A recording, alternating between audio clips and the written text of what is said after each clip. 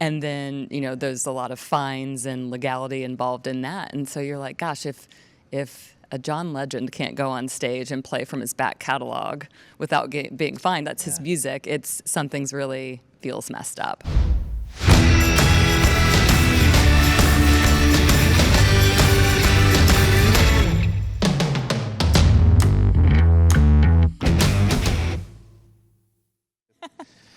Hi, I'm Mike LaVista. Welcome to the Digital Transformist. We're live from the Live Bash Studios here in Chicago, and we're with KP.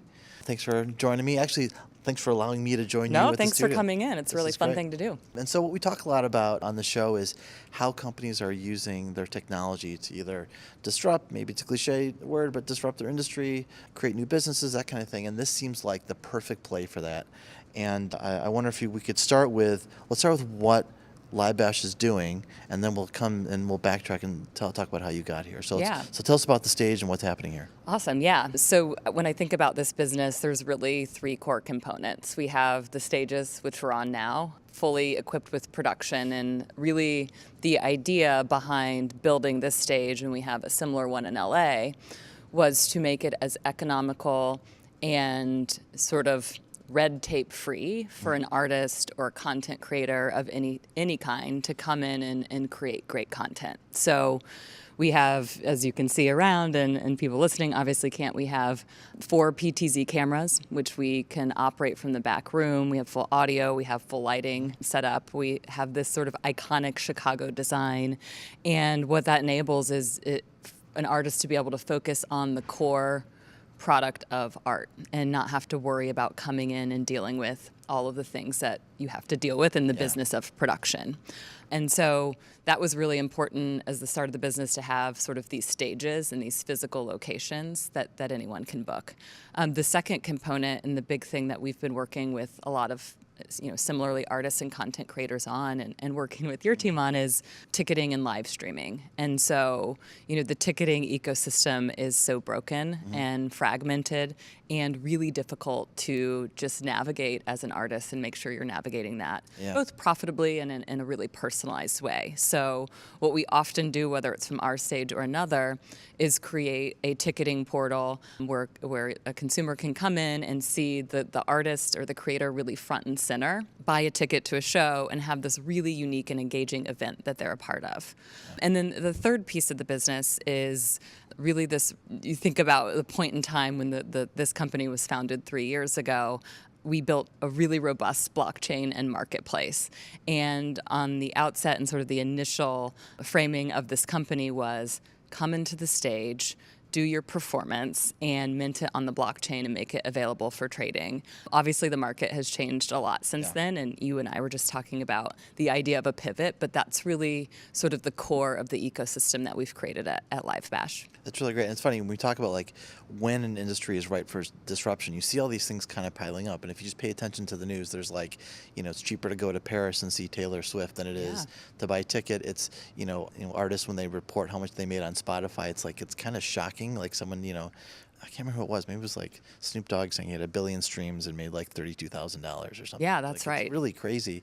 So talk about where the economics of that sit and where you think you can make a difference. Yeah, I mean, it's interesting, and I have a lot of thoughts on the statement alone. First, I'm going next week to see Taylor Swift in London with my son, because it was exactly that. Just, when you think about how ticketing is here, and it's, I don't know that I would be a proponent for regulation in a lot of places, but that's a place where you see, gosh, if there was the ability to regulate this a bit, as they do in Europe, we wouldn't be in situations where it's $10,000 to see her in Indianapolis. But anyways, the economics is something that we hear about every single day when we have a performance on the stage. We've had 50 folks come onto this stage this year, and it's a unanimous conversation where they're saying, hey, I had X number of streams on Spotify, but if I get 15, 20 people to buy the show or to buy the ticket on Live Bash, I'm going to exceed that.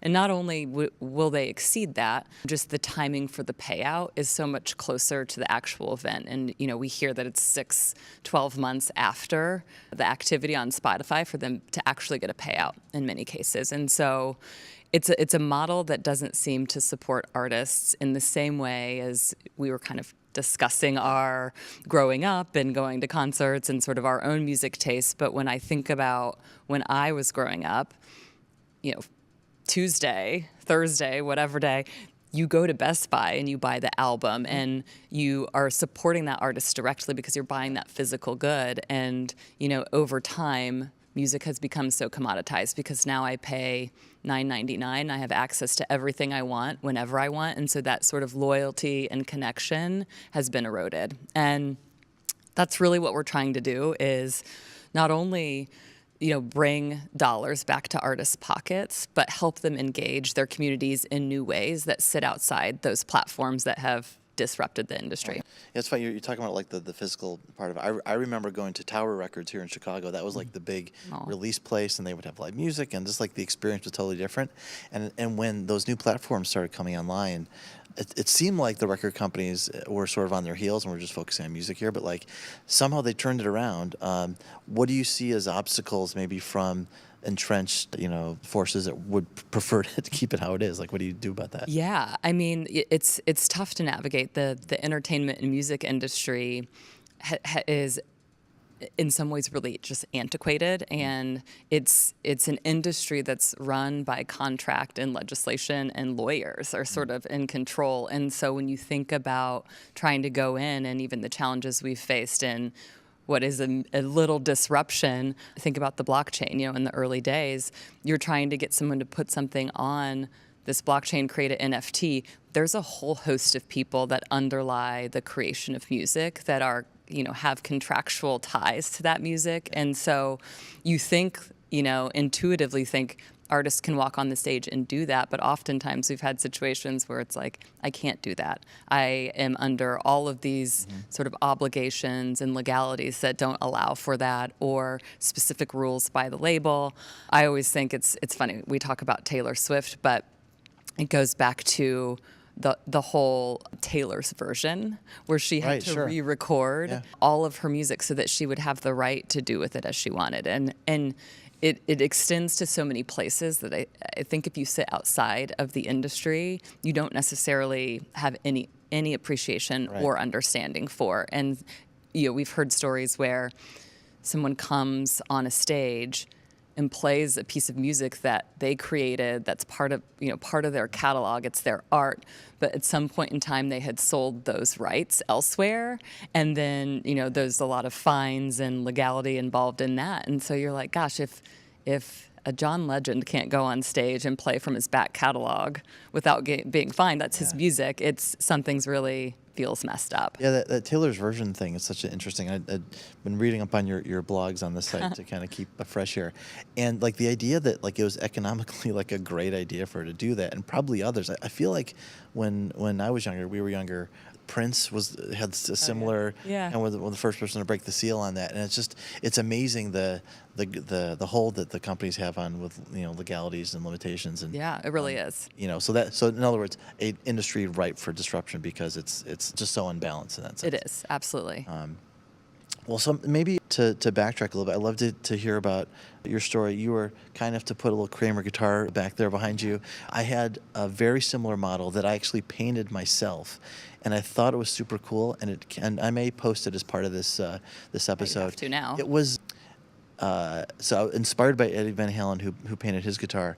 It ended up looking like a kindergartner's project, but I will paste it because it is humorous and very neon. That's awesome. So promise I will do that. But you've had like a really amazing journey, and I read your story about how the challenges of being a woman in a tech business. But like success after success at 4 different really big ones. What did you take from how those companies were disrupting, and what are you bringing here to Live Bash? Yeah, love that question. I think a LinkedIn or resume is one thing, and it feels like, oh, wow, this is great company after great company. But the reality is, like, you don't feel that successful in the moment. So it's nice to look back at the catalog, but it's been a really like wild and fun journey for me that certainly not linear. So I, started my career as a statistician and working at Nielsen, the media ratings company, and did that for 6 years. And the time, we were talking about like it's hard to contextualize time because now things just are. Yeah. But in 2010, I saw somebody walking around Chicago, and he had a Google fleece on. And obviously, I knew what Google was. Everyone knew what Google was, but you didn't know as much about the company and what it stood for, how great it was, and how much it was going to continue from that point to disrupt. But I remember I went home and I Googled Google Chicago, because I was like, oh, that they must be here. I've heard of this.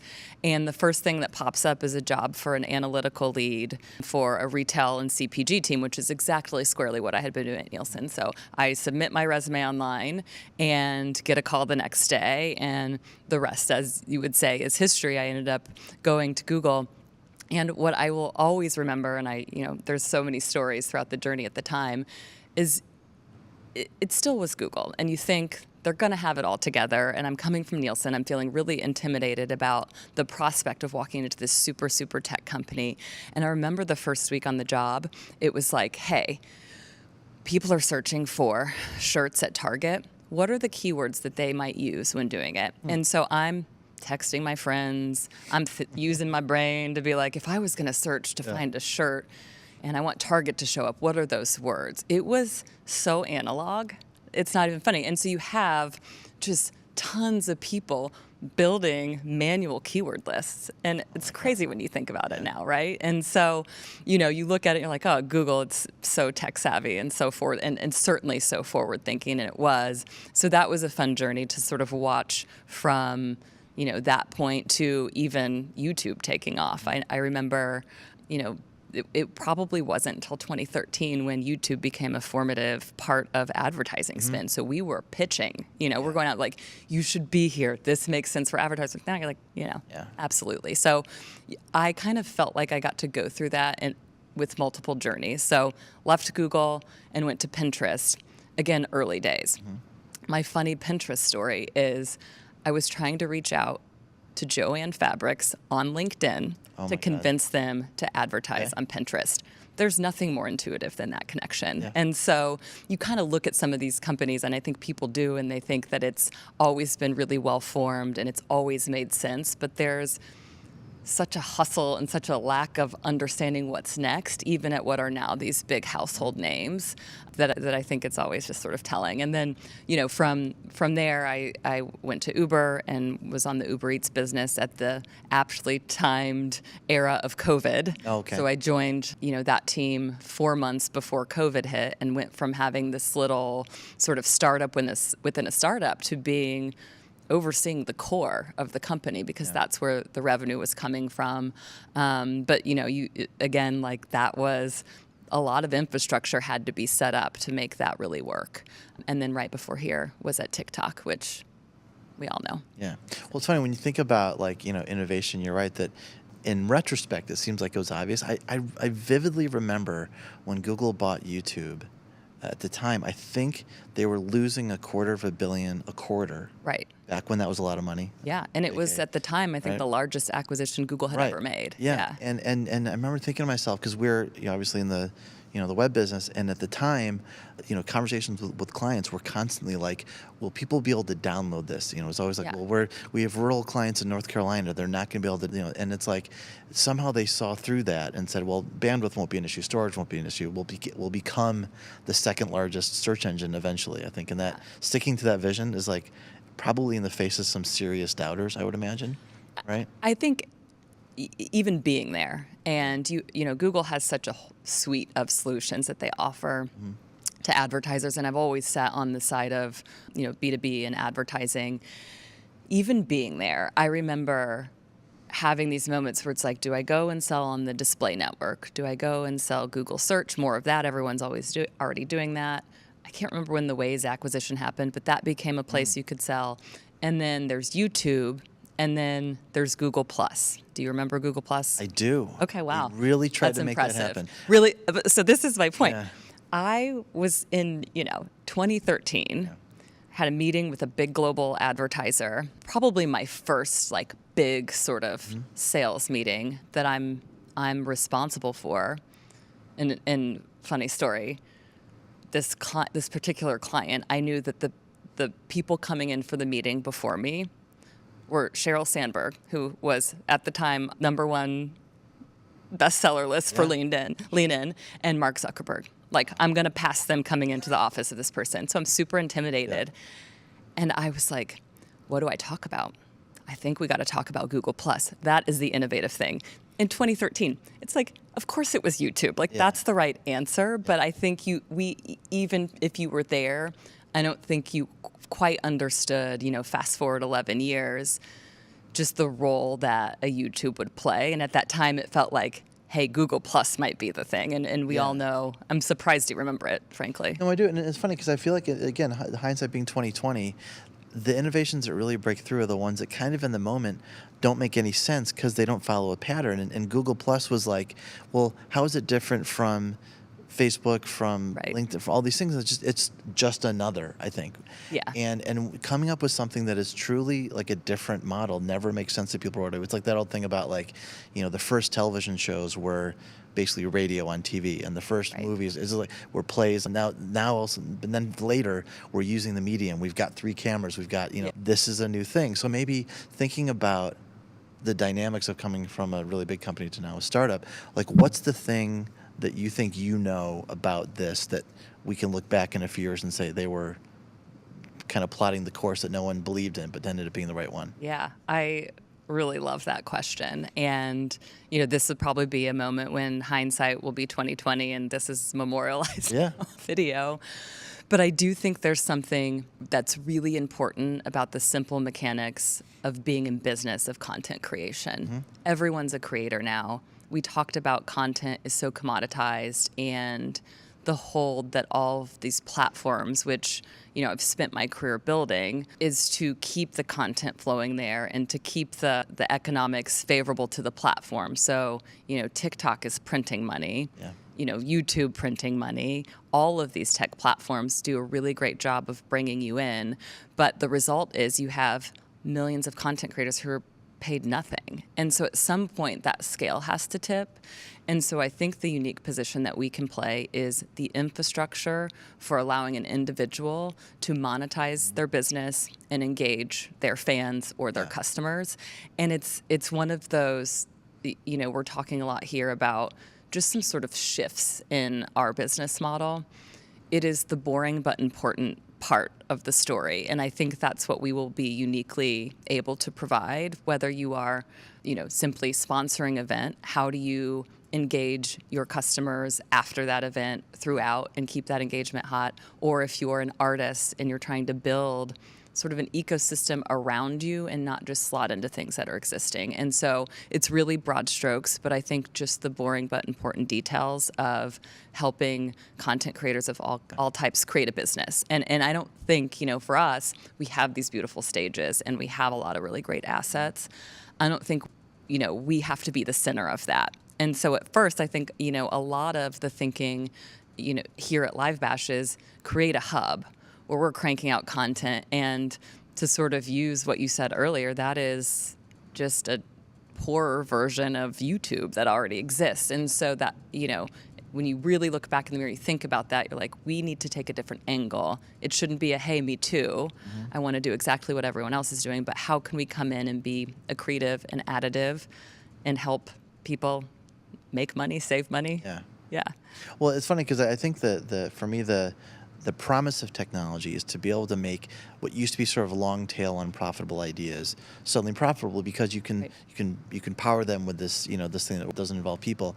And you think about when we were younger, there were only so many artists that made any money.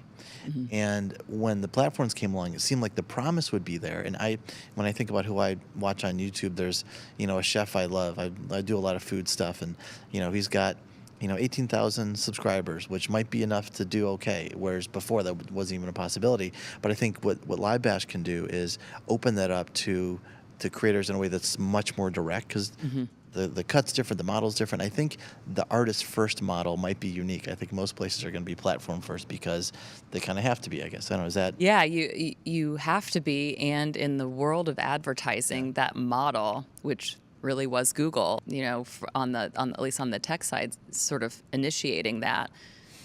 It's the appeal of that is I get a high volume, high margin business, which is Yeah. like magical. So how do you not try to go down that path? I think to continue creating, and there's always going to be, I think, the platform du jour or the thing that people are going to, but to try to find your way in and be competitive there is really challenging. Mm-hmm. And so taking that different angle, and to your words, exactly how we think about it is the more direct connection and the more direct relationship. And there's really simple elements of that. So if you are selling your tickets on a platform, for instance, as an artist, the platform's going to take that and use that data to sell other tickets. Why not give that back to the creator, the person that's doing the event, so that they can have that direct engagement? Or if you're uploading your content as a creator, advertising dollars are flowing there, you're probably seeing a marginal fractional percentage, even if you're doing well. So how do you start to turn that in favor of the artist or the creator? And that's, it is the direct connection and the direct ability for them to engage. One of the other things I'm curious about is how would you describe the difference coming from a larger company where money's not infinite, but there are fewer barriers to that. Now you're kind of in startup, kind of scrappy mode. What are some of the lessons learned and things you could share with other entrepreneurs? Goodness. It's funny. For whatever reason, I've been reflecting on that so much lately. And I think it's sort of born from conversations. So many of my friends, over a career of 20 years at these big tech companies, that's my network. That's who I spend time with. And so they're asking the questions. And I've never been in a sort of startup quite at this phase that's so early and such a small team. So this is very new for me. And what I would say is you don't know until you do it. And like the first few months when I was here, and I'm coming up on a year, the first few months I was here, I was just so like deer wide-eyed at the things that I had to do, to be very blunt. So it's I'll give you examples this week. The internet went down. Like, there's the IT person. Oh shoot, we don't have one, so we got to figure this out. Or the plumbing, something happens with the plumbing, or even, oh my gosh, I forgot to check the mail for 2 weeks. I mean, there's just, you take for granted the infrastructure and the support model you have when you work at a big company to just do your job and to just narrowly focus on that. So I think that's been the biggest sort of shock for me. And, the biggest lesson that I have, if I reflect on what I could do better, is one, letting others sort of help, two, not trying to do everything, and really being so maniacally focused on what it is I need to do. As a leader of a startup, that is like strategic vision and financial oversight so that we can raise the next round. And so I have to really think every day when I walk in, because I can get easily distracted, and anyone can. We can come in and we're busy and we're worn out and we have no energy left, but we maybe didn't circle any of the things that lead back to moving this company forward. And so, I'm trying to be more mindful, but that's just a shock. Yeah. So one thing I've talked with a lot of friends and other CEOs in the last couple of months has been around how to build an employee brand that people are really interested in and want to come work for. Mm-hmm. And in a startup space, it seems like really exciting, but I think it probably takes a special kind of person. The reason I bring it up is it takes a kind of person, I think, that is willing to, by the way, today you're getting the mail and or a bulb broke, like all that kind of, like, so talk about how you're doing with the kind of the people side of the business. Yeah, I mean, people make the business everywhere I've been, and I would say that not just here, but every single team or company that I've been a part of. And to know that it's product is important, but the team and the team health is such an underpinning that's as important as anything else. And so when we here what's so important when you have a small team is that every person has such an outsized impact on team health and culture. And I think there's been some even studies. It's like, the culture of your company is really set by your first 10 employees. And so not only am I thinking about that a lot, because we certainly want to grow and see this be a great team and a great employer in Chicago and sort of an iconic brand that people know and love to work for. You have to be really careful about sort of the behaviors that you might let fester, or the tone, and showing up every day. And for me, it's like, gosh, I have days I'm tired, I have things going on outside of here, but how can I come and really bring my full self, be really authentic, but make sure that people are staying connected and inspired. And it's not easy, but I also would say I walked into a team that was well formed, and so some of that hard work was done for me. That's great. Yeah. So maybe a final question. What kind of advice would you give to an entrepreneur starting something in 2024? What's something you think you learned that you'd pass on? Gosh, so many things. For me, I think it's really easy to get super attached to an idea and to think about it, and you sell yourself on it, and you become passionate, and maybe you have people who are in your echo chamber that are similarly passionate. I think if you're starting a business, or you're founding a business, or you're going out on your own for anything, the extent to which you can draw in opposing or critical feedback quickly and be open to that, it's not all valid, but the more you can bring that in, I think the more successful you will be, because what you don't want is to be 5-6 months in, probably with your own capital or that of your friends and family, and then be looking and saying, I didn't validate or test this enough. So I'm a big fan of research. I'm a big fan of getting, leveraging my network to get feedback as quickly as possible. And, something that we've been saying, this week even, is sort of like that phrase of killing your darlings. Like, you might be really attached to something, but again, if it's not going to get us to executing on the vision that we have set, and it's not financially feasible, we got to let it go. And the more you can get comfortable letting go, I think the better. That's really good. And I promised last question, but I want to follow up on that, because I've advised a lot of startups over the years, and one of the things I see sometimes is constant pivot. Mm-hmm. And it's like, it's been 2 weeks since our last meeting. Wait, we're doing what now? Yes. And then you kind of like, you never get your footing. Mm-hmm. And then you mentioned like doing some research. There's a balance between, holding on to that darling that actually is the one that succeeds and changing all the time. So like, for you, what are some things you look at and think about when you're like, maybe it's time? Yeah. You sit in the center of a lot of things, and you sort of ingest all of those things, and then you have to make a call and be decisive. So it's research is part of it. What from testing the market. I think one of the things we've done probably better recently than ever is just outbound to selling the things that it is we offer, because you'll learn really fast if that's not landing. And so you take, the feedback that you're getting on the outbound, the feedback that you're getting from network, feedback that you're getting from investors and the board, and then just what to be true metrics of the business. And you sort of take all of those, and you have to say, hey, am I still so committed to this idea that I'm willing to continue to go at a loss, or take more time on this, or is it time to cut and sort of move over? It's just a combination, I think, of a lot of things. And you hear the quip of a startup is just move fast and break things, and move fast and break things. And that's always a thing. But I think you're right. There's a really a fine balance of not throwing the team around and being fast but deliberate and thoughtful when you do make a change, and trying to communicate that really cleanly, and getting sort of the buy-in that when we're going to try something, we're going to try it fully. We're all going to be involved, and we're going to know together when we need to cut this off. And so, even in these other tech companies, there has been that whiplash. We're like, gosh, every quarter my priority's changing. That's really, really hard. Right. So it's a tough balance. I don't know that I always strike it perfectly, but certainly try. It is hard.